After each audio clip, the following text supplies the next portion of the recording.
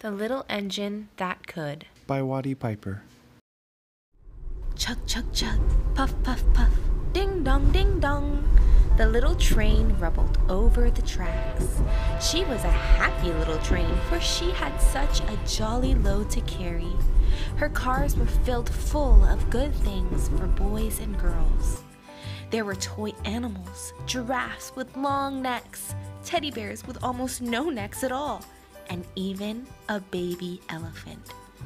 Then there were dolls with blue eyes and yellow curls, dolls with brown eyes and brown bobbed heads, and the funniest little toy clown you ever saw. And there were cars full of toy engines, airplanes, tops, jackknives, picture puzzles, books, and every kind of thing boys or girls could want. But that was not all. Some of the cars were filled with all sorts of good things for boys and girls to eat. Big golden oranges, red-cheeked apples, bottles of creamy milk for their breakfasts, fresh spinach for their dinners, peppermint drops, and lollipops for after-meal treats. The little engine was carrying all of these wonderful things to the good little boys and girls on the other side of the mountain. She puffed along merrily. Then, all of a sudden, she stopped with a jerk. She simply could not go on another inch. She tried and she tried, but her wheels would not turn. What were all those good little boys and girls on the other side of the mountain going to do without the wonderful toys to play with and the good food to eat?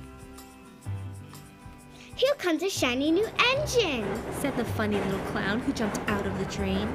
"Let us ask him to help us." So all the dolls and toys cried out together. "Please, shiny new engine, won't you please pull our train over the mountains? Our engine has broken down, and the boys and girls on the other side won't have any toys to play with or good food to eat unless you help us." But the shiny new engine snorted. "I believe you. I am a passenger engine.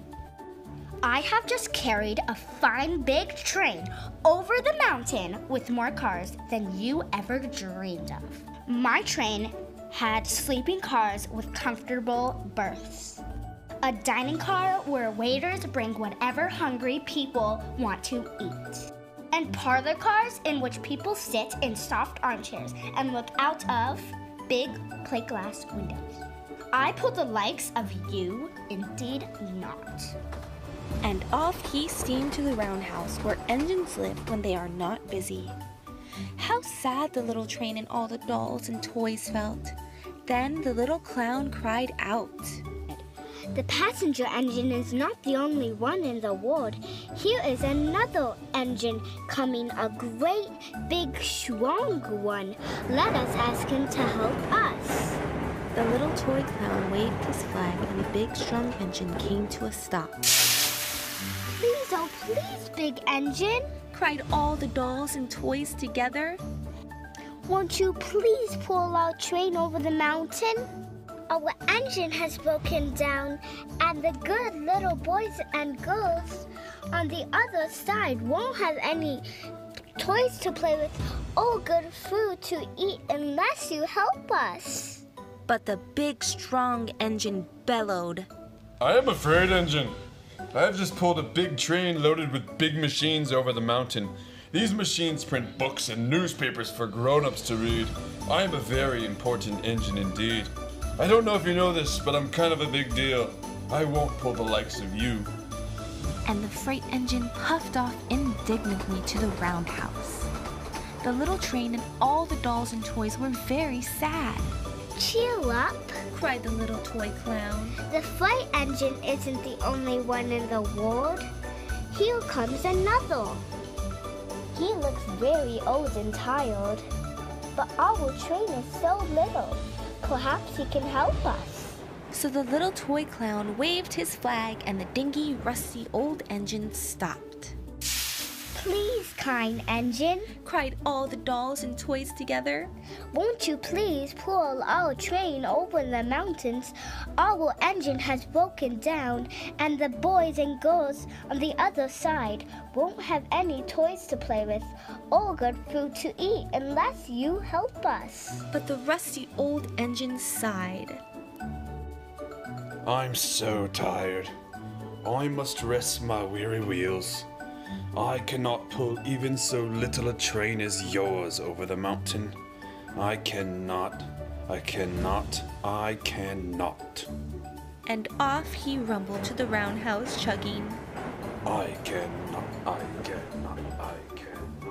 Then, indeed, the little train was very, very sad, and the dolls and toys were ready to cry. But the little clown called out, Here is another engine coming. A little blue engine. A very little one. Maybe she will help us. The very little engine came chugging merrily along. When she saw the toy clown's flag, she stopped quickly. What is the matter, my friends? She asked kindly. Oh, little blue engine, Cried the dolls and toys. will you please pull us over the mountain? Our engine has broken down, and the good boys and girls on the other side won't have any toys to play with or good food to eat unless you help us. Please, please help us, little blue engine. I'm not very big. Said the little blue engine. They use me only for switching trains in the yard. I've never been over the mountain. But we must get over the mountain before the children awake. Said all the dolls and toys.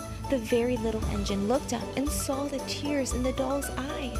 And she thought of the good little boys and girls on the other side of the mountain who would not have any toys or good food unless she helped.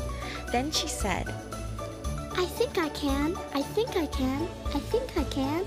and she hitched herself to the little train. She tugged and pulled and pulled and tugged, and slowly they started off. The toy clown jumped aboard, and all the dolls and toy animals began to smile and cheer.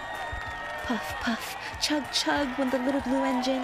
I think I can. I think I can. I think I can. I think I can. Think I can. I think I can. I think I can. Up, up, up, faster and faster and faster and faster the little engine climbed until at last they reached the top of the mountain. Down in the valley lay the city. Hooray, hooray! Cried the funny little clown and all the dolls and toys. The good little boys and girls in the city will be happy because you helped us, kind little blue engine. And the little blue engine smiled and seemed to say as she puffed steadily down the mountain, I thought I could, I thought I could, I thought I could, I thought I could, thought I could, I thought I could. The end. This story was read by the Duncan family. Subscribe to our YouTube channel, Raising Weirdos, to see more videos. Thanks for listening. Bye!